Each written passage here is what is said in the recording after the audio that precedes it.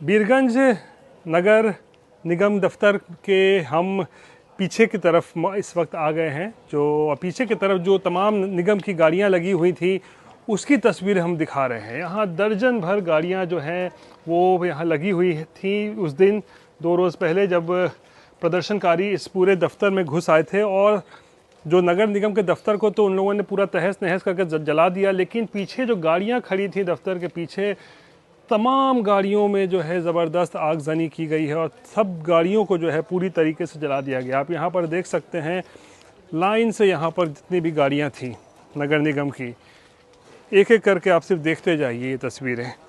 ये तस्वीरें उस गुस्सा, उस रोष की गवाही दे रहा है जो युवाओं का जो आंदोलन देखने को मिला 2 दिन, उसमें हम आपको सिर्फ दिखाते जा रहे हैं। आप लाइन से देखते जाइए ये तमाम जली हुई गाड़ियाँ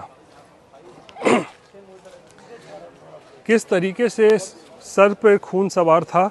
सत्ता परिवर्तन करने का, मौजूदा सरकार से नाराज़गी, भ्रष्टाचार के आरोप, महंगाई, नेताओं और बड़े बड़े मंत्री सांसदों के बच्चों को बाहर में पढ़ाई की सुविधा, लेकिन जो स्थानीय लोग हैं उनके लिए कोई सुविधा नहीं, स्थानीय लोगों को रोज़गार नहीं, पढ़ाई उनको ढंग से मिल नहीं रही है। तो इन सब तमाम चीज़ों को लेकर जो है आप देखिए किस तरीके से ये पूरा आंदोलन चला। और बीरगंज में नगर पालिका का ये दफ्तर जो है अब एक तरीके से कहें तो खंडहर हो चुका है। नगर पालिका के लोग जो हैं यहाँ पे आ रहे हैं, आज से आना शुरू किया और यहाँ पे लोग देखने की कोशिश कर रहे हैं कि क्या नुकसान हुआ, कितना नुकसान हुआ है। लेकिन ये तस्वीरें बहुत भयावह है और उस क्रांति की गवाही दे रहा है जिस क्रांति को लिखने के लिए नेपाल का युवा जो है वो सड़कों पर उतरा था।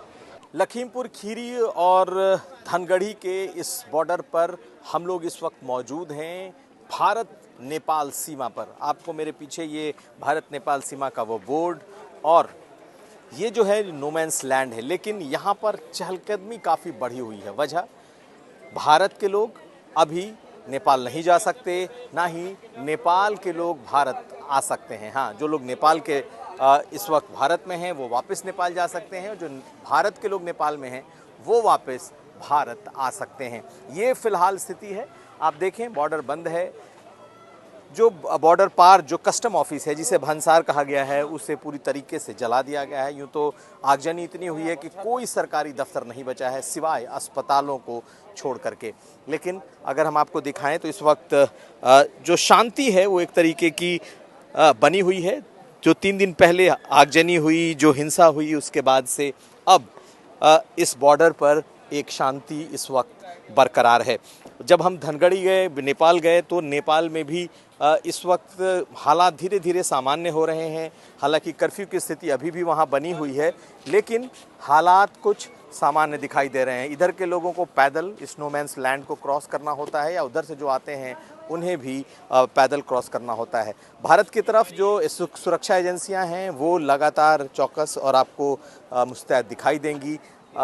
जो लोग नेपाल से भारत जा रहे हैं उनको पूरे सिक्योरिटी चेक से गुजरना होता है। और अगर आप देखें तो सुबह से ही ये कतार इस तरीके की लगी हुई होती है। जब उनके बैग चेक होते हैं, जो उनकी आईडी कार्ड चेक होती है और उसके बाद फिर उन्हें नेपाल में एंट्री दे दी जाती है।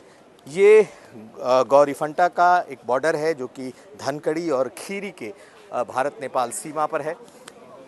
नेपाल में इस वक्त सेना के हवाले हैं तमाम वहाँ के प्रतिष्ठान। जब हमने वहाँ का दौरा किया तो ये देखा कि लोग ज़रूर घर में या सड़कों पर दिख रहे हैं, लेकिन कर्फ्यू जैसी स्थिति है और तमाम प्रतिष्ठान जो हैं वो इस वक्त बंद हैं। हालांकि पिछले 2 दिनों से किसी हिंसा की कोई खबर नहीं है।